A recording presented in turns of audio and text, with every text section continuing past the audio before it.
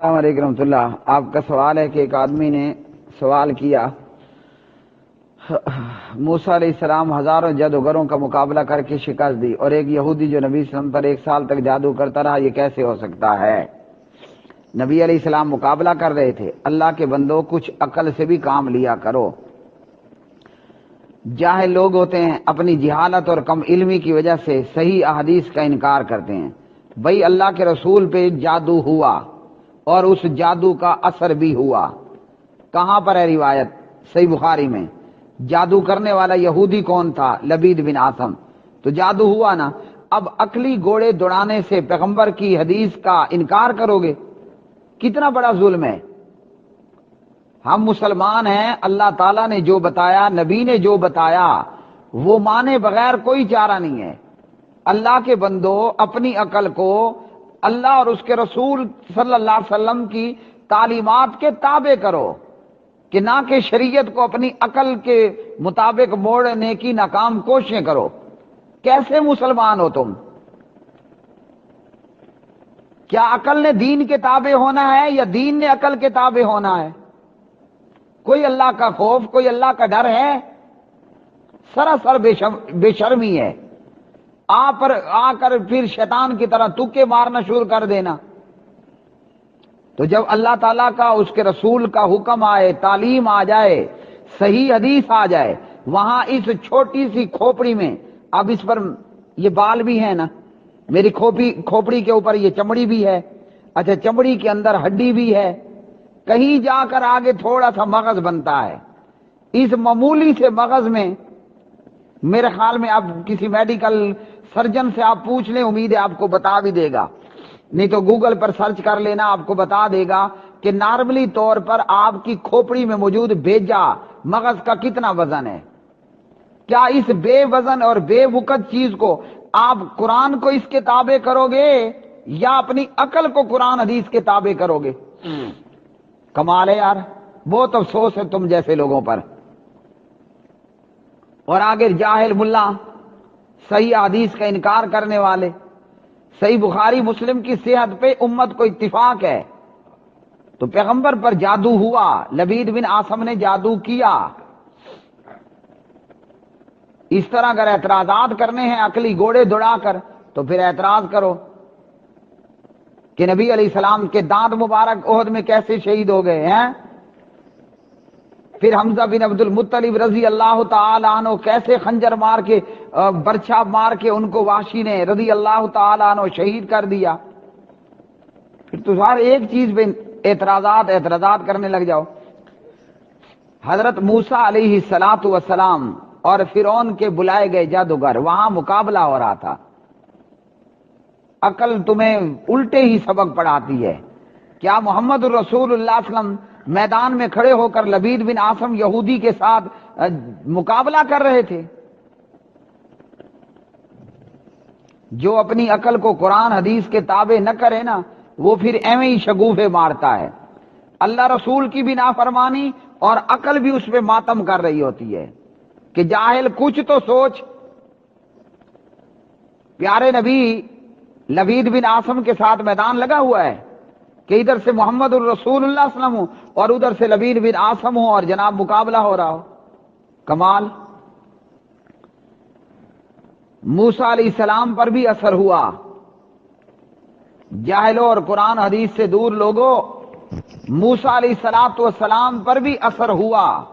جب فرعون کے جادوگروں نے، جن کو فرعون نے اپنی مدد کے لیے بلایا، ویسے تو وہ نامراد کہتا تھا انا ربکم الاعلی، لیکن یہ عجیب نکما رب ہے فرعون کہ اپنی مدد کے لیے اس نے جادوگروں کو بلا لیا، اور جادوگر آئے تو جادوگروں نے کہا کہ جی اگر ہم مقابلہ جیت گئے تو ہمیں کیا ملے؟ ہمیں کیا ملے گا؟ فرعون نے کہا بہت کچھ ملے گا، میرا قرب ہوگا، پیسہ دولت ہوگی، وزارتیں ہوں گی، وغیرہ وغیرہ۔ تو اب سب لوگوں کو ایک دن کا کہہ دیا گیا کہ اس دن جمع ہو جاؤ۔ فرعون کے جادوگر موسیٰ علیہ السلام کا مقابلہ کرنے کے لیے میدان میں آتے ہیں۔ یہاں مقابلہ ہو رہا ہے، وہاں لبید بن عاصم سے میدان نہیں لگایا گیا تھا، پیغمبر کو تو علم ہی نہیں تھا کہ وہ خبیث کیا کر رہا ہے. یہ تو حضرت جبریل علیہ السلام نے آ کر بتلایا کہ آپ کو جو پرابلم ہو رہی ہے اس کا ریزن، وجہ یہ ہے. پھر وہ جادو اس گندے کنویں سے نکالا گیا اور پیارے نبی فلک اور ناس کی ایک ایک آیت پڑھتے گئے اور گھرا کھولتے گئے اور جادو ختم ہو گیا. تو موسیٰ علیہ السلام پر بھی اثر ہوا. پوچھ لیتے ہیں اللہ کے قرآن سے. موسیٰ علیہ السلام نے ان جادوگروں سے کہا کہ القو، تم اپنے جادو کو ڈالو، اپنا جادو پیش کرو. پھر جب انہوں نے اپنا جادو ڈالا تو پھر کیا ہوا؟ یخیل الیہ من سحرہم انہا تسعی. موسیٰ علیہ السلام کو یہ خیال گزرنے لگا کہ ان کی رسیاں اور ان کی لاٹھیاں بلا شبہ وہ دوڑ رہی ہیں. اب بتائیے وہ کیا تھا؟ وہ تو وہی رسیاں ہی تھیں نا، وہ رسیاں ہی تھیں. لیکن پیغمبر کو کیا لگ رہا ہے کہ وہ گویا کہ دوڑ رہی ہیں. اثر ہوا کہ نہ ہوا؟ ہوا. یہ صاف طور پر بتا رہے. تو نبی علیہ الصلوۃ والسلام کو بھی یخیل ہوا. آپ صلی اللہ علیہ وسلم کو کمزوری محسوس ہوتی، جیسے بیوی کے ساتھ ہم بستری کرنے کے بعد بندے کو کمزوری محسوس ہوتی ہے وغیرہ. اب اللہ تعالیٰ نے موسیٰ علیہ السلام، بلکہ اللہ تعالیٰ فرماتے ہیں فَأَوْجَسَ فِي نَفْسِهِ خِیفَةً موسیٰ. یہ کیا ہے؟ یہ اثر ہونے کی تو علامت ہے، یہ اثر ہی ہو رہا ہے. موسیٰ علیہ السلام نے اپنے دل میں، نفس میں خوف محسوس کیا. یہ یخیل الیہ من سحرہم انہا تسعی اور یہ فَأَوْجَسَ فِی نَفْسِهِ خِیفَةً موسیٰ. آیت 66 اور 67 پارہ 16 اور سورۃ طٰہٰ کی یہ دو آیتیں ہیں. اب جب یہ ہوا تو پیغمبر کو اللہ تعالیٰ نے ہمت بندوائی. قلنا لا تخف، اے موسیٰ تو خوف نہ کھا، ڈر مت. کیوں ڈر رہا ہے؟ انک انت الاعلی، بے شک تو ہی غالب رہے گا.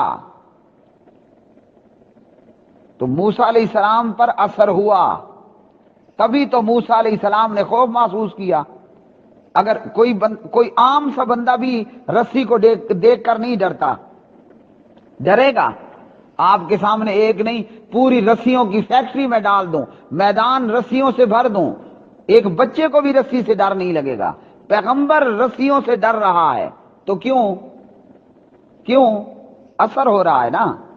اثر ہوا تبھی تو ڈر ہوا. اگر ان کے اس جادو کا اثر نہ ہوتا تو کیا پیغمبر ڈرتا؟ اچھا جب پیغمبر کا یہ حال ہے، باقیوں کا کیا حال ہوگا؟ جب، اور سبحان اللہ سبحان اللہ، سارے ہی پیغمبر اعلیٰ ہیں، سب کے سب اعلیٰ ہیں، اور ہر ایک کا اپنا مقام اور درجہ ہے. تلک الرسل فضلنا بعضهم علی بعض منهم من کلم اللہ ورفع بعضهم درجات. یہ موسیٰ ہیں، کلیم اللہ ہیں، اللہ اکبر، اللہ تعالیٰ کے بڑے ہی عظیم الشان اور جلیل القدر پیغمبر ہیں. جب ان کا معاملہ یہ ہے کہ وہ رسیوں کو دیکھ کر خوف محسوس کر رہے ہیں، تو بھلا یہ میرا چھوٹا سا بچہ حنین یہ میری گود میں ہے، ایک نہیں میں 1000 رسیاں اس کے سامنے رکھ دوں یہ نہیں ڈرے گا. اور موسیٰ کلیم اللہ پیغمبر فَأَوْجَسَ فِی نَفْسِهِ خِیفَةً، اس کو اپنے دل میں خوف ہوا. تو یہ کیا ہے؟ یہ اثر ہو رہا ہے. اگر عقل ہو تو یہ حدیث کا انکار کرنے والے قرآن پہ غور کریں نا. قسم پاک پروردگار کی، حدیث کے منکر کو قرآن کی سمجھ بھی نہیں ہوتی، بھلے وہ علامہ احمد سعید خان کی طرح 2 گھنٹے توتیاں مارتا رہے. ہاں، حدیث کا منکر وہ قرآن سے بھی جاہل ہوتا ہے. شیطان کہہ رہا ہے نا کہ یہ کل کا سبق 267 تھا ترجمہ تفسیر کا. شیطان نے کیا کہا؟ میں آدم کو سجدہ کرتا. خلقتنی من نار، تو نے مجھے آگ سے پیدا کیا، وخلقتہ من طین، اور آدم کو مٹی سے پیدا کیا. اب شیطان کی کھوپڑی دیکھیے، اللہ کے حکم کے مقابلے میں قیاس کر رہا ہے. اور بے وقوف کو اتنا نہیں پتا، شیطان یہ سمجھ بیٹھا تھا کہ آگ مٹی سے اعلیٰ ہے، حالانکہ کہاں اعلیٰ ہے؟ آگ کا کام تو تباہی، بربادی، طوفان مچا دینا ہے کہ نہیں؟ اور مٹی تو سبحان اللہ، آپ بیج ڈالیں، پانی ڈالیں، پودا۔ آپ مٹی سے گھر بنا لیں۔ یہ جو ہم بلڈنگوں میں بیٹھے ہیں جی، یہ بلڈنگ ہے، یہ عمارت ہے، یہ کس سے بنائی گئی ہے؟ مٹی ہی سے تو بنائی گئی ہے نا۔ اس مٹی کو پانی کے ساتھ گودا گیا، پھر اس کو آگ پہ پکایا گیا، یا بغیر پکائے پوری بلڈنگیں اور عمارت کھڑی ہو گئی۔ تو جو تباہی بربادی پھیلا دے وہ بہتر ہے، یا جس سے زندگی پیدا ہو؟ اس بے جان مٹی سے کیا ہوتا ہے؟ آپ نے بے جان بیج ڈالا، اس میں سے پودا نکل آیا۔ آپ کو سایہ چاہیے، وہ درخت بن کے سایہ دیتا ہے۔ آپ کو گندم چاہیے، آپ کو چاول چاہیے، آپ کو چنا چاہیے، ہاں جی، آپ کو سیب چاہیے، انار چاہیے، کیلا، امرود چاہیے، وہ اس مٹی سے وجود میں آ رہا ہے۔ تو یہ مٹی آلہ ہے نا، آگ تو نہیں آلہ، لیکن اس خبیث کو کوئی پتہ نہیں تھا۔ تو جو حدیث کو نہیں مانتا اس بے وقوف کو قرآن کی سمجھ بھی نہیں ہوتی۔ تو موسیٰ علیہ السلام کا جادوگروں سے مقابلہ ہو رہا ہے۔ یہ میدان لگا ہے، میدان۔ یہ کیا لگا ہے؟ یہ میدان لگا ہوا ہے۔ آگے کی پھر پیچھے کی آپ ساری آیات پڑھیں۔ اور محمد الرسول اللہ صلی اللہ علیہ وسلم کا لبید بن عاصم سے کہیں میدان کوئی نہیں لگا۔ آپ تو اپنی روٹین کی زندگی میں ہیں، وہ پیچھے بیٹھ کر خفیہ طور پر آپ کے بال منگواتا ہے، اور اس طرح آپ صلی اللہ علیہ وسلم کے اوپر کنگھی میں گرہ لگا کر آپ پر جادو کرتا ہے۔ پیغمبر تو بالکل اس کی حرکتوں سے لا علم اور بے علم تھے کہ میرے خلاف یہ سازش رچی جا رہی ہے۔ تو وہاں مقابلہ ہو رہا ہے، یہاں بے خبری میں ہے۔ بے خبری میں تو آپ کسی کو بھی خنجر اور چھرا گونب دیں، پتہ تب چلتا ہے کہ جب دو فریق آمنے سامنے ہوں، ہاتھوں میں تلواریں ہوں، تلواروں کی جنکار ہو۔ تو اب موسیٰ علیہ السلام کے واقعے کو لے کر محمد الرسول اللہ صلی اللہ علیہ وسلم پر ہوئے جادو کا انکار کرنا، وہی کرے گا جو قرآن کو بھی نہیں جانتا، جو قرآن کی تعلیمات سے بھی ناواقف ہے۔ تو یہ دیوبندیوں کا نبی علیہ السلام پر جادو ہونے سے، یا احمد سعید چتروڑ گھڑی، ملتانی، اشاعتی، دیوبندی، پنجپیری، مماتی اور اس دیگر ٹولے کا پیغمبر پر جادو ہوا کہ نہ ہوا، اس سے انکار کرنا، یہ دراصل قرآن سے بھی جہالت کا ثبوت ہے۔ اللہ کے بندو، جب حدیث صحیح آ جائے، آپ کی کھوپڑی مانے یا نہ مانے، ایمان کا تقاضا یہ ہے کہ لبیک و سعدیک کہو، ورنہ ایمان سے ہاتھ دھو بیٹھو۔ ایمان کا تقاضا کیا ہے؟ قرآن کی آیت آ گئی، پیغمبر کا صحیح صریح فرمان آ گیا، اب مانے بغیر چارہ نہیں ہے۔ تمہاری کھوپڑی تسلیم کرے کہ تمہاری کھوپڑی تسلیم نہ کرے، تم نے صرف اتنا کہنا ہے، آمنا و صدقنا، اور دل و جان سے کہنا ہے۔ تو نبی علیہ السلام پر جادو ہوا۔